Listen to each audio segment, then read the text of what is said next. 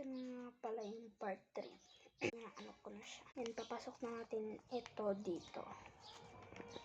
Ayan, na ano ko na siya, nalagay ko na siya. Pero kailangan pa natin ng tape kasi titape natin itong taas. Pero, nag-iisip pa ako ng ilalagay ko dito.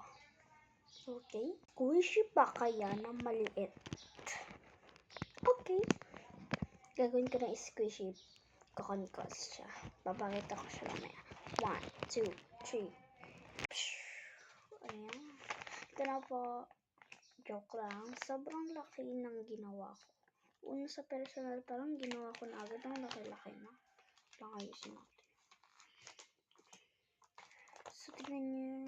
Naayos ko na yung karat ko kanina. Yan. Sobrang laki nito. Kayo dyan sa komentan. Tapos, ano pang gagawin? Kung ano pang gagawin ko yung mga ganito. Large, huge, ganon. Yung small, ganon.